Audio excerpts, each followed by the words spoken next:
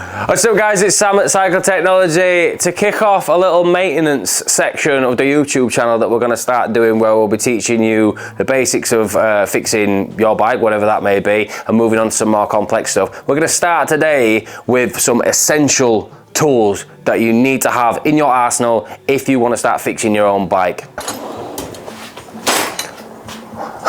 Good quality Allen keys. I notice I said good quality Allen keys because there's lots of Allen keys out there and some of them are shite. When I say good quality, I mean from brands like Wera and brands like Junior and brands like Park Tool. They all make good quality Allen keys.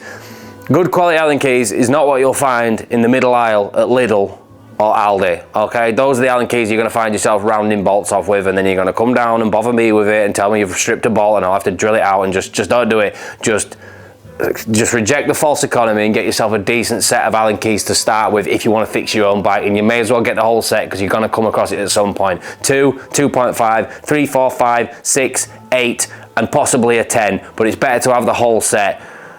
Just because once you've got it, and then you know that you're not going to be short something when you come across that particular sized Allen key head on your bike.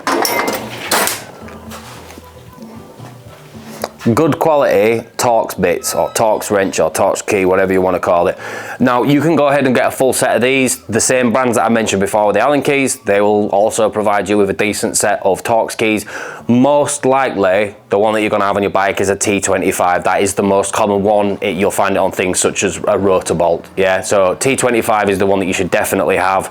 T10 and T15 as well you might come across if you've got SRAM brakes, for instance. But if you want to just buy the full set, go ahead. If you just want to buy the one specific to your bike, do that. But again, the key is good quality, and then you won't be rounding the heads off bolts and causing yourself a whole headache situation. If you're into fixing things at home anyway, the chances are you'll have a set of pliers, like a needle nose set of pliers, and the sort of wider grippy pliers. I don't know what the real name is, but in addition to that, for fixing bikes, you're gonna want to get some proper cable cutters. These are specifically for cutting the inner cable, gear cable, brake cable for instance, and the outer cable as well. They're very sharp and they give you a nice clean cut on the end so that the cable doesn't fray. If you try and use things like these, which are great for cutting off zip ties and other little things, they're not great for cutting cables, and they'll often smush up the end of the cable and make it difficult for you to fit it, and it probably won't operate properly. So decent set of snipping and cutting tools that are specific for each job on the bike. Also a shank.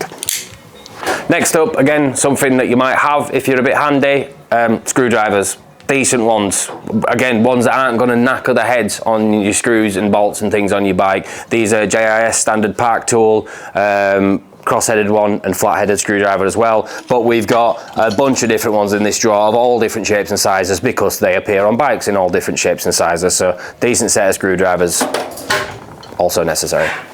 So if you start with those basic tools and watch some maintenance videos, you watch ours, great, watch someone else's, whatever, man. If you're fixing your own bike and enjoying it, that's fine by me. I'm happy that you're doing just that.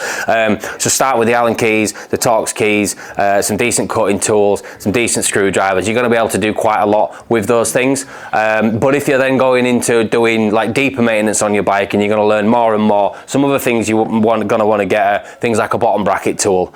Now there's an insane amount of bottom bracket tools out there. This is some of them. That's some of the bottom bracket tools and e-bike lock ring tools that you can get. Probably just get the one that's specific to your bike, like this internal BSA one or the external BSA one. They're some of the most common ones that you'll find. A chain whip and cassette lock ring removal tool if you wanted to take your cassette off.